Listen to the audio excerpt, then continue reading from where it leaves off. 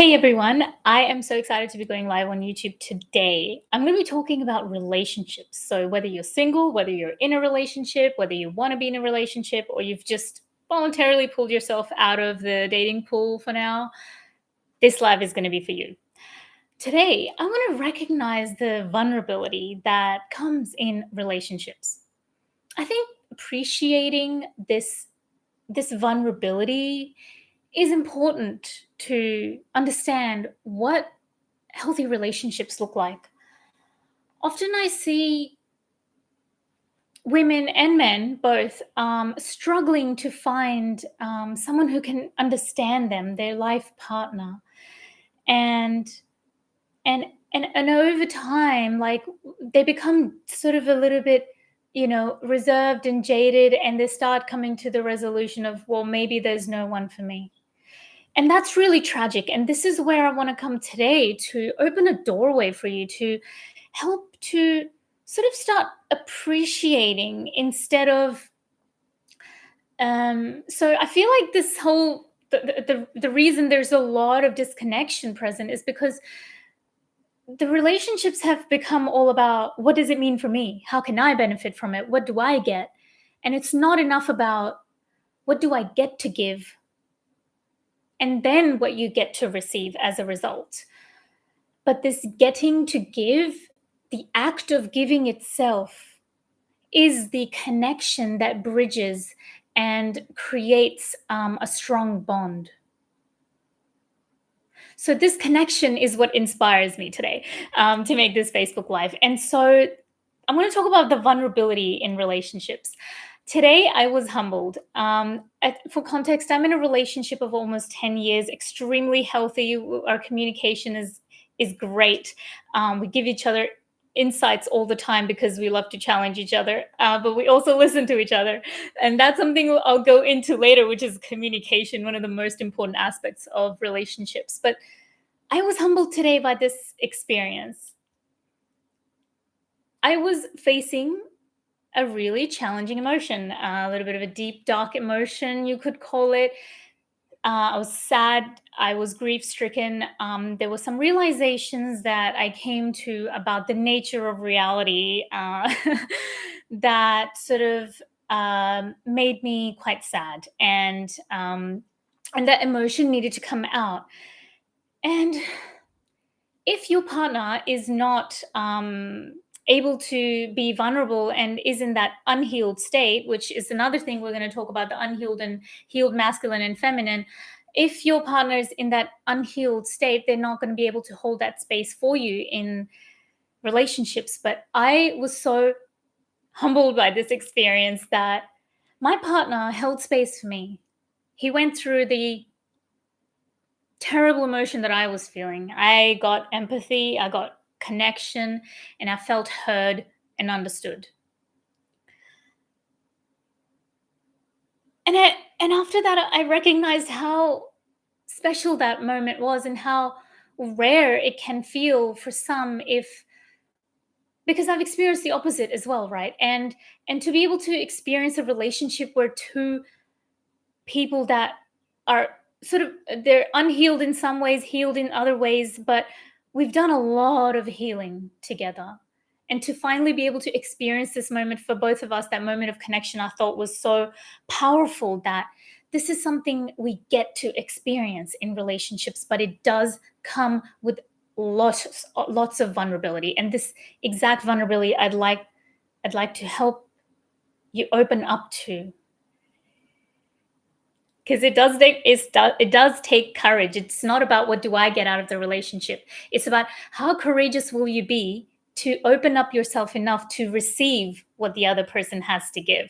Are you able to do that? Don't worry about what you think you want. And this is where I think the perspective shift needs to happen. So I hope that I'm sort of opening that door for you. There is an immense amount of strength that comes from holding space for each other's emotions.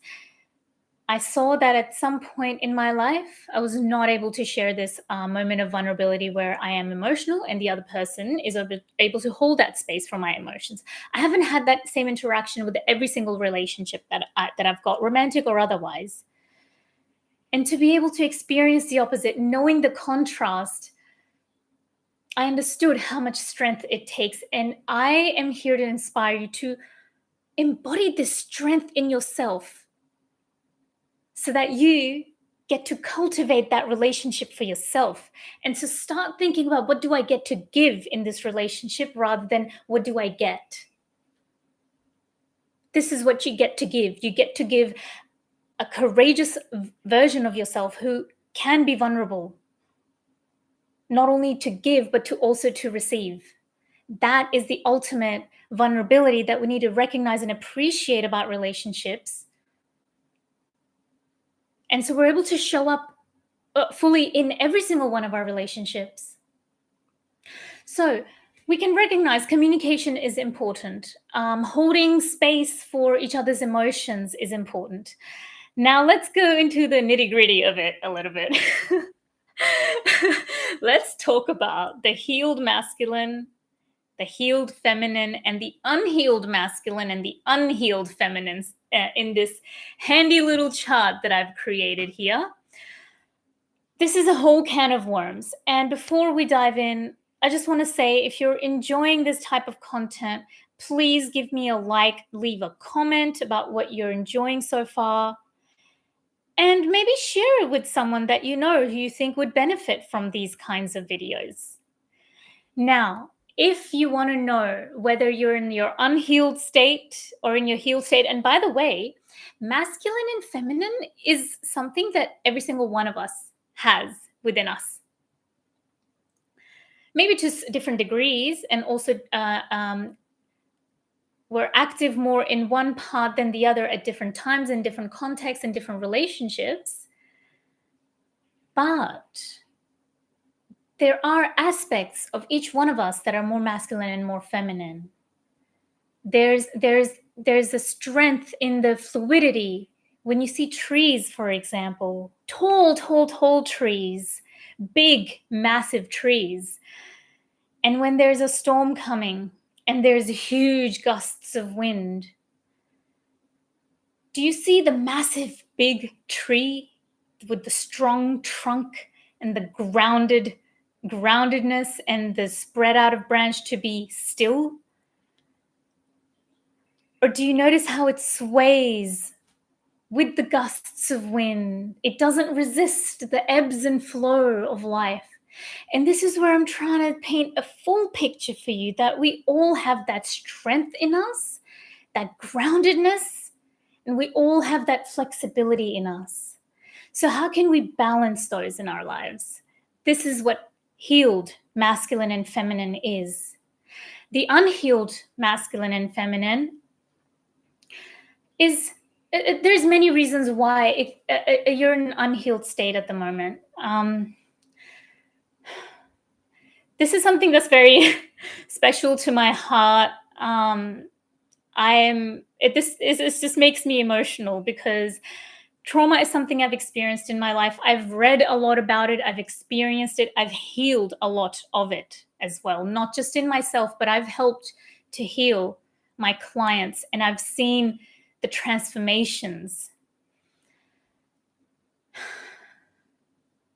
To be able to confront the trauma and to heal the trauma takes strength, takes patience, and I want to recognize that. It does take a lot of courage to heal the trauma. And not everyone has the time, the luxury of to be able to build the strength, the right environment, the right support, and it takes direction, and often it takes a coach to go through something like that with you. Maybe not me, but someone else that you feel that you can be open and vulnerable with. Healing that trauma takes immense amount of strength and courage. And so I just want to say that even if you are in this unhealed state at the moment, I'm just helping you to start having that awareness of where you're at and what you can build from here. So we need a little bit more compassion for ourselves, the masculine part of ourselves and the feminine parts of ourselves, and also the masculine feminine that we interact with in the world.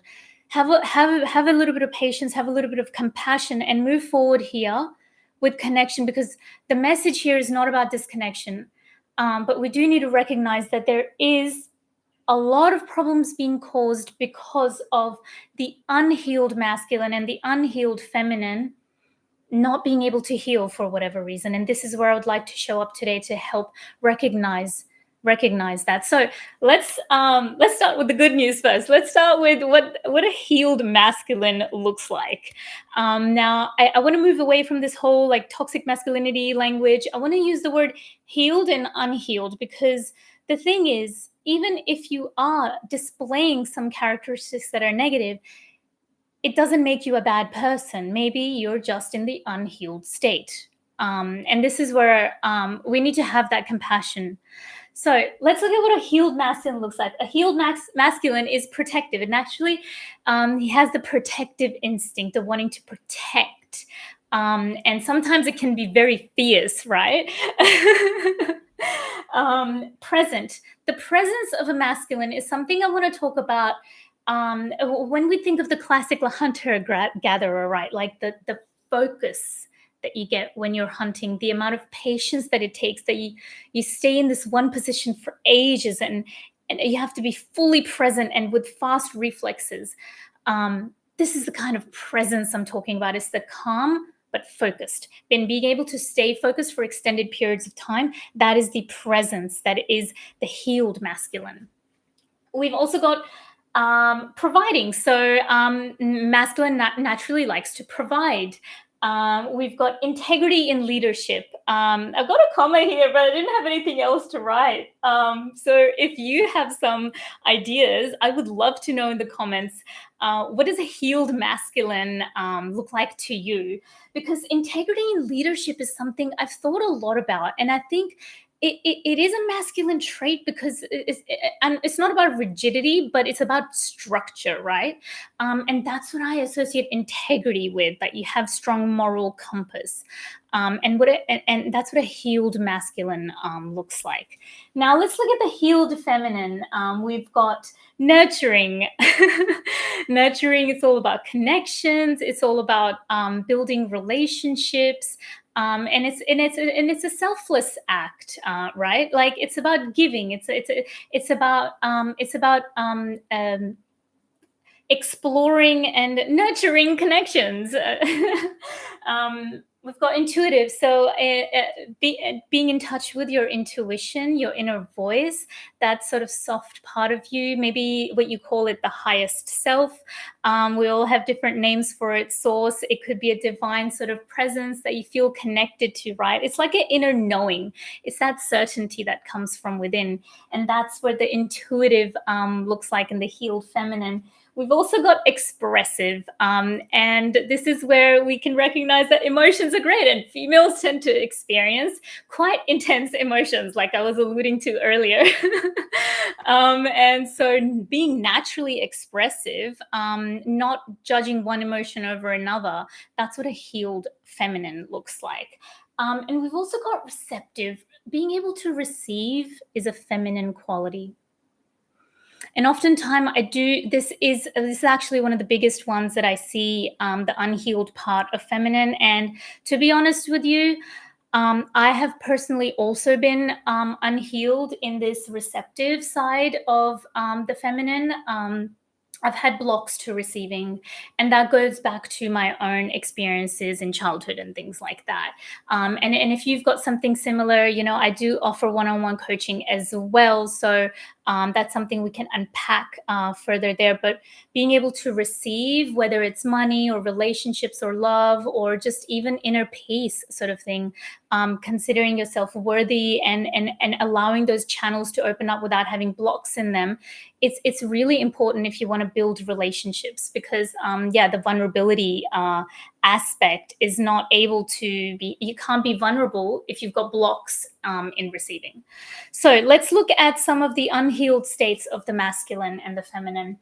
The unhealed masculine looks like this. It looks controlling. And I'm sure you might, if you're a female, or if you've even got, this is not just about separate. This is not about separating males and females. As I mentioned earlier, we all have a masculine, feminine within us, and what I'm trying to recognize is that even within us we can have inner conflicts, right? And this is where I'm trying to share with you that the controlling can be unhealed within you as well. And this can look like rigidity in habits, like you've got such a routine and structure for yourself that even a little deviation can send you in like a, like this, the worst thing has happened, and you become overly controlling of even your own routines and structures, right? So this is not just coming from other people, like you can be expressing it in your own life too. So we've got unhealed masculine controlling avoids vulnerability. And this goes back to insecurity. Unfortunately, when there's unhealed trauma, the sense of safety, the sense of stability, the sense of sort of calm groundedness has not been established, and so it's still unhealed at that time. In which case avoiding vulnerability becomes like a survival instinct. And to as long as you're avoiding the vulnerability, you can sort of keep in this sort of pretend safety, but really it's the fact that the inner safety has not been built yet, the inner trust, the intuition, and everything. And see how intuition is not just about the feminine aspects, as we mentioned. They both sort of complement each other, the balance of them. And so if you haven't developed that intuition, the avoiding vulnerability part is when there's inner insecurity. Could be for many reasons. Early on in your life, you might have never developed that secure attachment with your parent, and this is a very common thing I see as well. When you have one absent parent, and then so you never develop that sort of secure attachment, you never get that nervous system safety, and it just never gets developed, and then we start having sort of unhealed traits showing up. We've got defensiveness, and this is where defensiveness is something, with males, it can come out, as form of aggression. It can sort of come out as violence. It can sort of come out argumentative. So defensiveness can come out in all different ways, and it goes back to the insecurity again. We've got overly logical because they don't have the emotional sort of balance yet. And so what they do is they avoid emotions completely because that requires vulnerability. And what they do is when they're avoiding their emotions, avoiding their vulnerability, they don't have sort of like an inner compass of where to guide them from, and they use logic. They become overly logical, and everything becomes about logic and how can I use my rational mind and win arguments based on, like, logical fallacies and things like that. It's about it's overly logical. It's unhealed, unfortunately, because there is value in the intuition and the emotions and the vulnerability that comes with those. So the unhealed masculine has not realized that yet. We've got the unhealed feminine now. Overly needy. Overly needy is the same insecurity, but in the feminine, it's expressed differently, and it expresses as overly needy. And I'd like to argue that there's this expectation that's coming out right now where females are becoming very sort of basically entitled, right? That the male has to provide all the financials. They have to give me safety. They have to buy me food. They have to buy my house. And this list of things that she expects from the man is because the unhealed feminine is overly needy, because her inner safety has not been developed yet. Same with the masculine insecurity, comes out in different ways, but with females, unfortunately, it comes out in different ways again. And this is where I've seen in the modern culture right now, the unhealed feminine shows up in this way, where there's a lot of expectations about the other party and not enough about how can we open up with the vulnerability and create a connection. And we get to create a connection, and what do we get to give in relationships? And this is where I want to help to change your perspective. It's about, what do I get? What do I get? It's about, what do I get to create together? And when we're coming from that appreciation and that curiosity sort of place, there's amazing things that can be created. Now we've got something else manipulative. This is very popular. uh, Females get a really bad rap, I would say, as a female. This is my personal opinion that this manipulation thing that comes off, and this is I've seen actually this becomes a reason why females tend to. Well, I'll talk about my own experience, where I felt disconnected from my own emotions for a very long time because I sort of saw them as manipulative, that I'm not allowed to have emotions because that's all I experienced in my life. I experienced a lot of unhealed feminine in my life, and I saw, okay. And then I thought maybe emotions can only be used as a bad thing, and that's the only thing that emotions can be used in a way. And I thought that it was like inherently manipulative, and then I went a bit too much into my masculine side. But that's another story. All I can say is I have got personal experience with this. The unhealed feminine looks like a manipulative person, because instead of using logic, which the unhealed masculine uses emotion. But still, it's the fact that the inner balance of the emotions has not been established yet. So it gets used. We've got external validation, and this is the other part of the inner safety not being built, and it comes from the insecurity. The external validation is expressing a lack of a sense of self-worth, a grounded sense of self-worth. And so insecure, I think I've been a bit repetitive, but basically they mean the same thing. And lacking in emotional maturity, that's where the insecurity comes in. Um,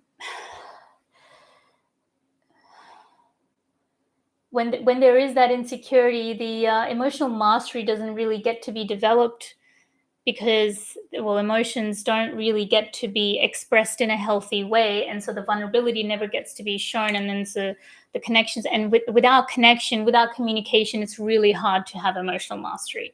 Emotional mastery is like it is an individual process, but it's also sort of a relationship with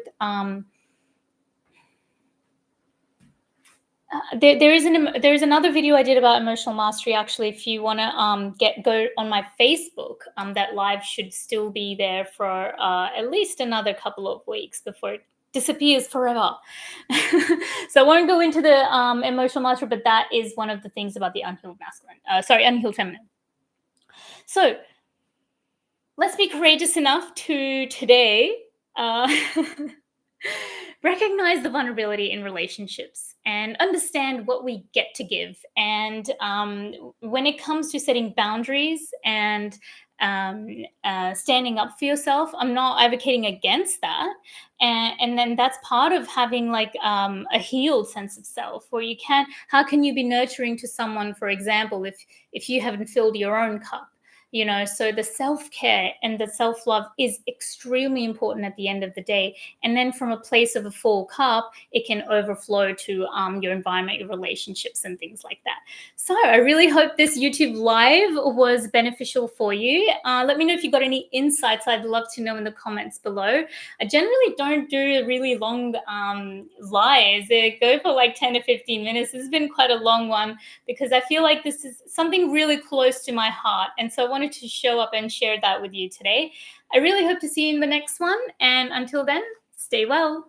Bye.